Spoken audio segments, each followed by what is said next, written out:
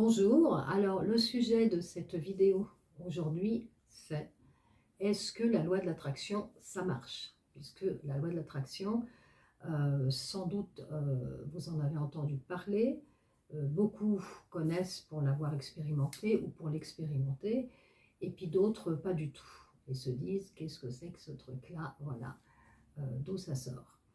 Alors, personnellement, je l'ai expérimenté et je continue de l'expérimenter. J'en ai d'ailleurs fait un livre il y a quelques mois qui s'appelle Concrétiser votre vie et dépasser le stade de l'espoir, où j'explique au travers différents chapitres de mon humble vie ce que j'ai pu traverser et comment j'ai pu m'en sortir grâce à la pratique de cette loi d'attraction. Et je vous assure, ça c'est du vécu, donc ça a vraiment fonctionné. Alors oui, ça marche.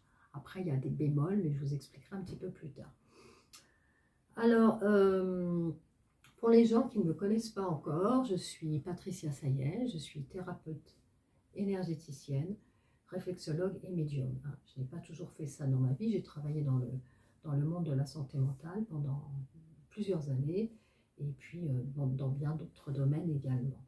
Je travaille sur les humains et sur les animaux, voilà.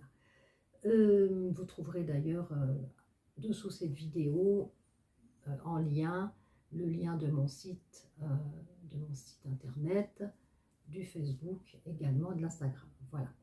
Alors, avant de commencer, je voulais vous préciser que la loi de l'attraction, c'est pas quelque chose de nouveau du tout, hein. C'est pas un New Age, hein. C'est quelque chose qui existe depuis les années 1800, fin 1800 et même 1877 précisément. Mais là, vous trouverez aussi tous les détails. Alors, dans mon livre, à la page 23, je les donne, mais dans plein d'autres ouvrages aussi sur le sujet, hein. Alors, il faut aussi savoir que Albert Einstein, pour ne citer que lui, mais Thomas Edison et Tesla avaient découvert que tout vibrait et que tout était fait d'atomes et que ces atomes bougent, se déplacent évidemment de partout. De la moindre goutte d'eau à la moindre pierre, en fait tout est vivant, hein. Même, vous voyez, dans ce cristal, évidemment, il y a des atomes qui bougent, et oui.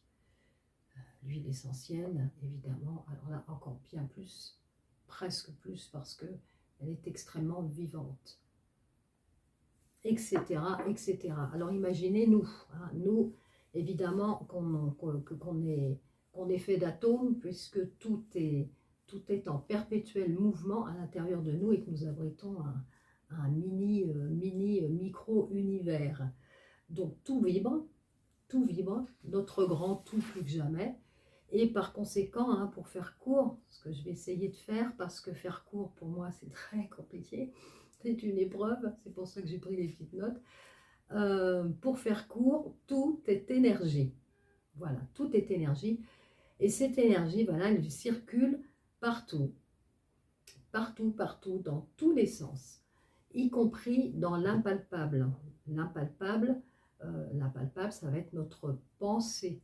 Ça va être notre intention. Ça, c'est de l'impalpable. Et pourtant, je ne vous dis pas l'importance qu'a évidemment la pensée et l'intention. Mais sans doute que vous le savez. Notre cerveau, il faut savoir qu'il émet des fréquences qui influent sur la matière. Et ce n'est pas moi qui l'ai découvert, hein, non plus.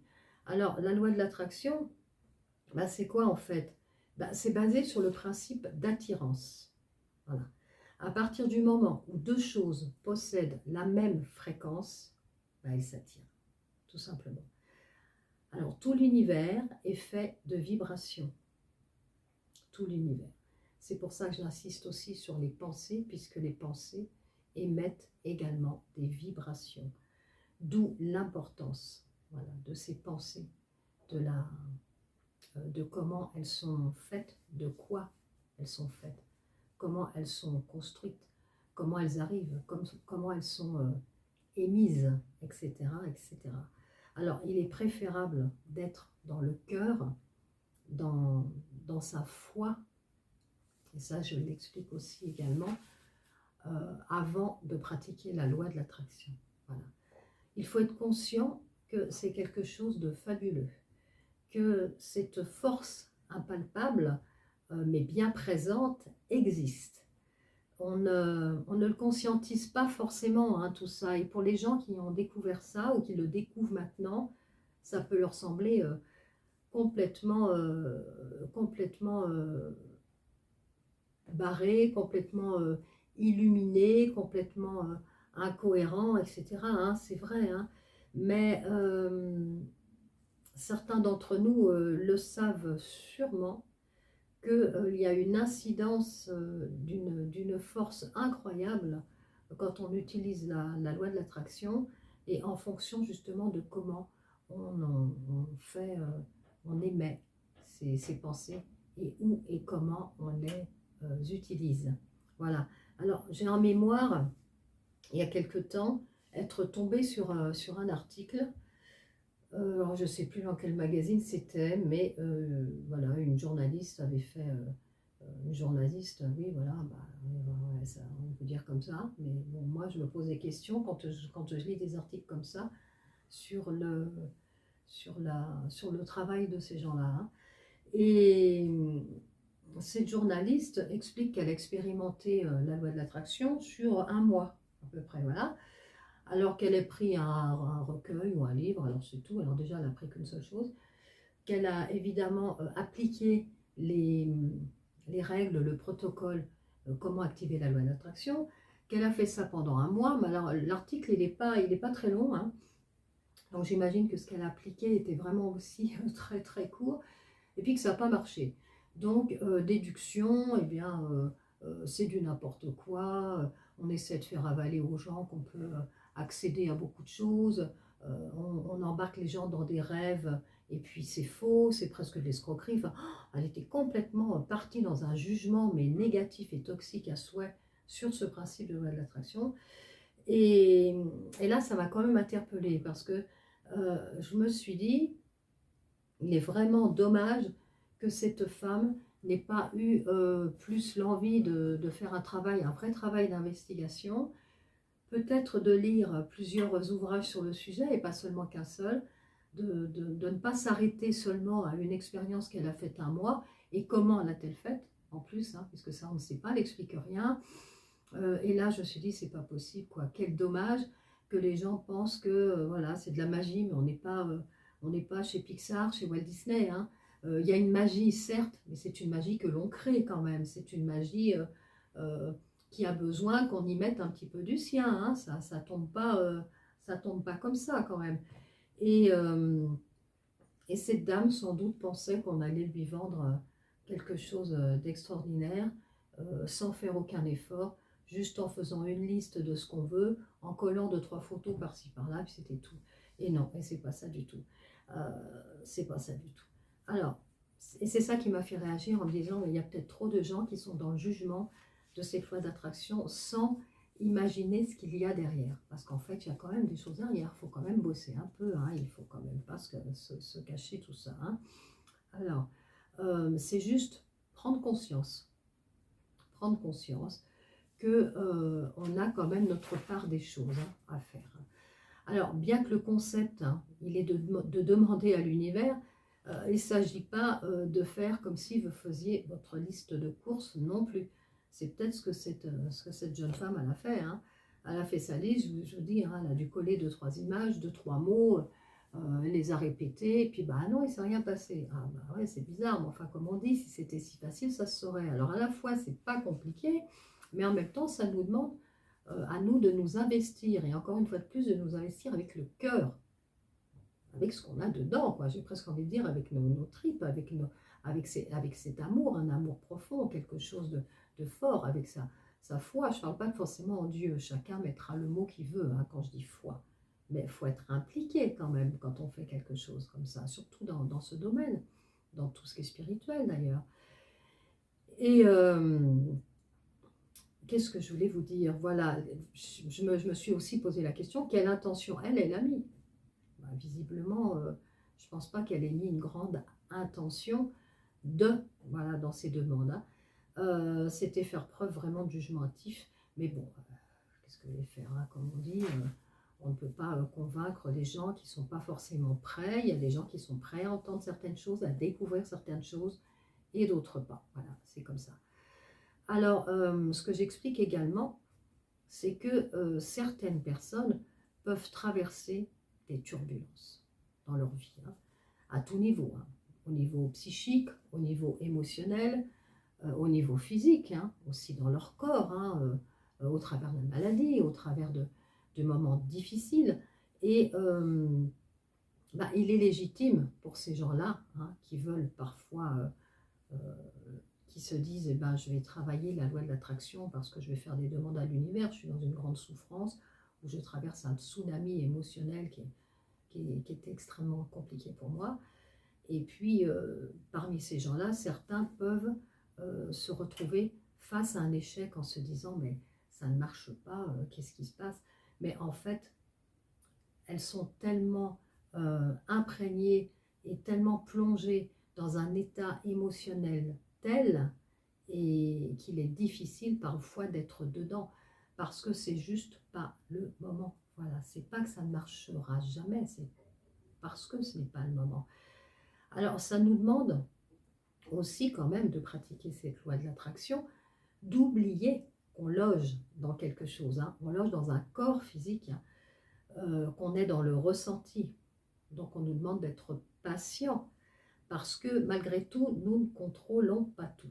Alors c'est ce qui peut être parfois déstabilisant, car à la fois on nous dit, et c'est vrai, nous sommes créateurs ou co-créateurs de notre vie, et en même temps il y a des choses qui nous échappent. On n'a pas le contrôle. Elle est là la subtilité. Et on n'a pas non plus forcément la réponse. Pourquoi j'ai pas le contrôle? Puisque je peux créer des choses et puis par moment je ne peux pas les créer. C'est comme ça. Voilà.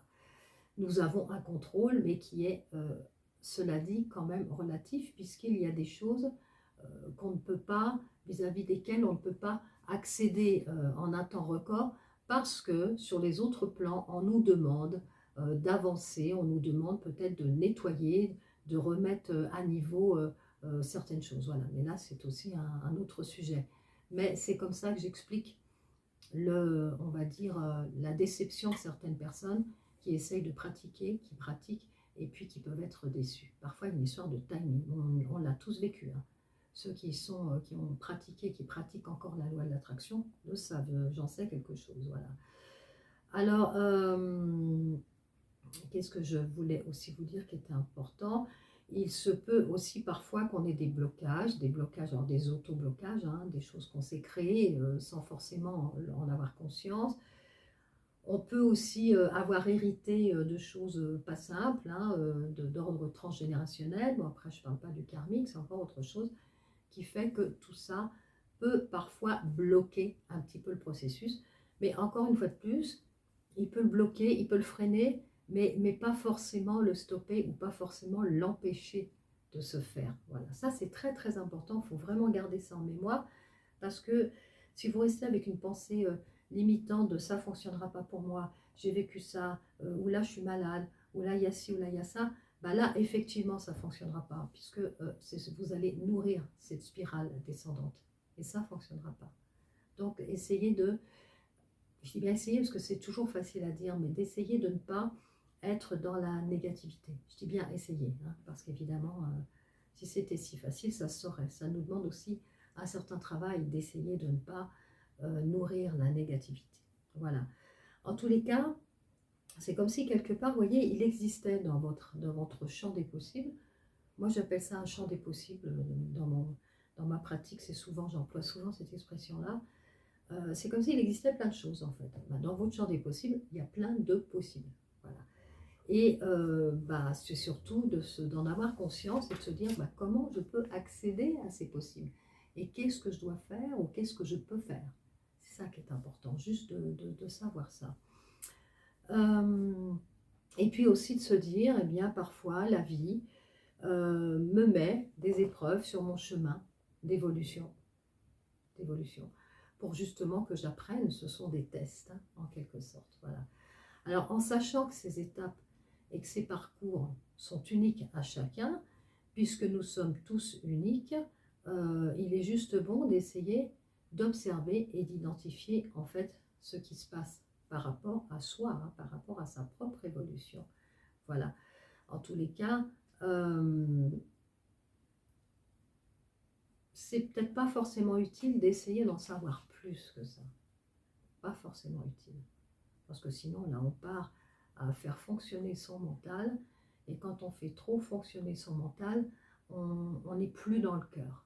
On n'est plus dans la vibration. On n'est plus dans l'écoute des ressentis, des sensations du corps. Et on a du mal à se connecter à cette vibration-là, à cette fréquence vibratoire pour attiser, oui, ou attirer activer, pardon, notre fréquence de loi de l'attraction. Voilà. Alors, ça, ce sont des choses que j'explique à différents moments de mon livre. C'est aussi de cultiver cette patience et cette foi dans le meilleur. Voilà, surtout ça. Alors, beaucoup de lecteurs femmes, hein, et hommes se sont retrouvés voilà, dans ce livre, dans mon livre, parce que j'ai un petit peu voulu qu'il fasse effet miroir, en fait, que les gens puissent s'identifier. Et c'était ça qui est important, c'est de se retrouver, de se dire, ah bah tiens, si cette femme, elle a vécu ça, eh bien, bah moi, je peux le vivre, quoi, parce que je suis un être humain tout à fait normal, normalement constitué, voilà. Alors, n'oubliez pas, nous sommes tous des êtres qui possédons ce fabuleux pouvoir de création. Vraiment. Ça, il faut le savoir. Vraiment, vraiment. Et j'en ai pris conscience il y a vraiment plusieurs années de tout ça. Oh oui, alors là, je ne vais même pas dire combien de temps. Plus d'une vingtaine d'années, j'ai pris conscience de ça. Et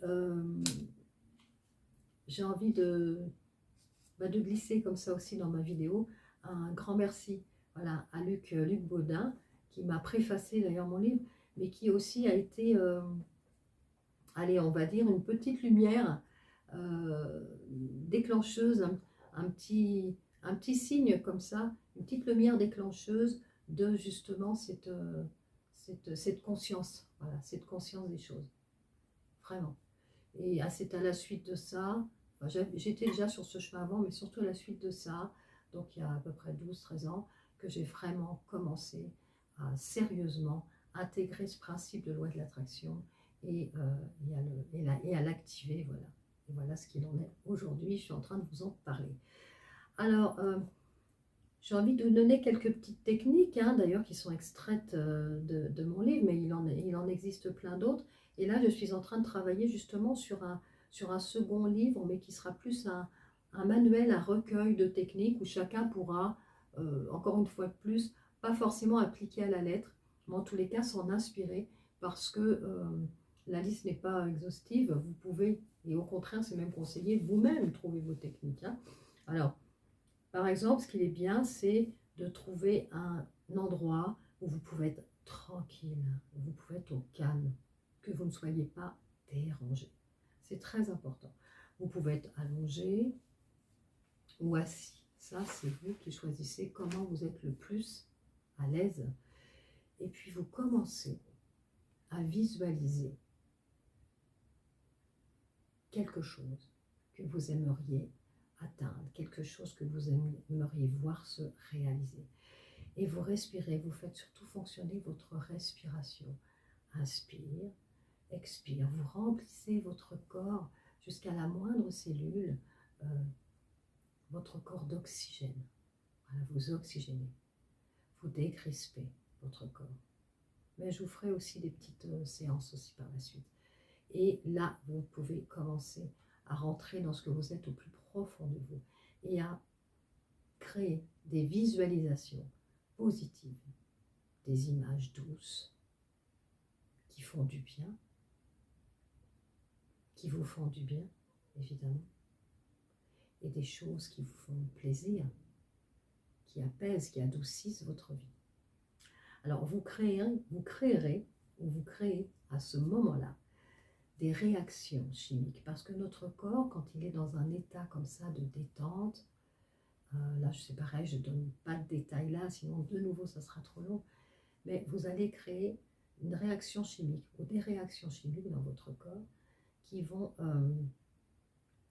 influer sur la production, votre production d'hormones. Donc des hormones, on appelle ça aussi les hormones du bonheur, hein, comme les endorphines, la dopamine, l'ocytocine, hein, pour les plus connus. Alors votre vibration, à ce moment-là, elle se mettra en connexion avec une vibration miroir. C'est ça le principe de loi de l'attraction, comme je vous disais dès le début. Hein, voilà. Donc moi j'ai envie de vous conseiller de travailler sur le souffle, et ô combien je me le dis à moi quand je vous le dis. Il y a une huile essentielle, hein, qui peut être sympa pour accélérer aussi cette loi de l'attraction. C'est la Ravinsara. Voilà, elle sert à beaucoup de choses, la Ravinsara, mais elle aide à l'activation de cette loi de l'attraction. Vous pouvez, voilà, l'utiliser en olfactif, hein, la respirer plusieurs fois aussi dans la journée. Alors, pour terminer cette vidéo, je vais vous réexpliquer encore une fois de plus que dans votre propre vie, vous avez beaucoup de choses qui vous attendent, que vous pouvez créer beaucoup d'événements, que vous avez ce pouvoir-là. Et ne l'oubliez pas, vous êtes un être qui est capable de créer beaucoup de choses. Essayez de rentrer dans cette confiance, dans cet amour que vous avez de vous-même, dans cette foi. Et comme je le mets sur le titre de mon livre, dépasser le stade de l'espoir. On le dépasse. On ne reste pas devant la porte et on ne regarde pas son champ des possibles comme ça. On ose dépasser. Et puis ben, on y va. Hein. Alors c'est peut-être pas facile, il faut remonter les manches, comme on dit, il faut aller au filet, il faut envoyer du bois, enfin toutes les expressions qui existent, mais il faut y aller. Mais allez-y, vraiment allez-y. Ça vaut tellement la peine. Puis qu'est-ce que vous avez à perdre, franchement? Rien. Voilà. Alors, je vous souhaite un beau moment, de beaux moments à vivre.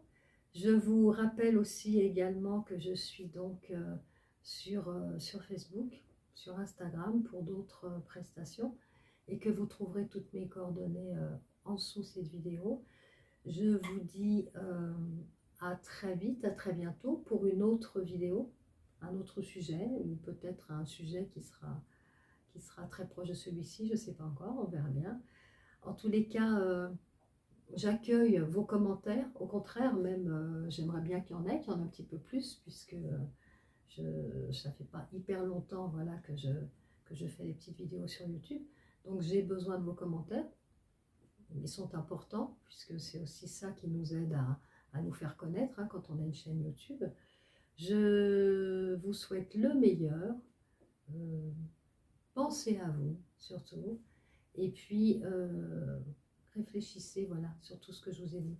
Et franchement, ça vaut la peine.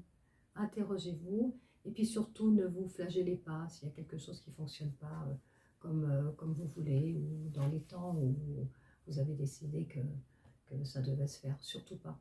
Être patient, et puis rester dans la bienveillance, et la vraie bienveillance, pas seulement le mot, être vraiment dedans. Voilà, je vous dis à très vite, et prenez soin de vous.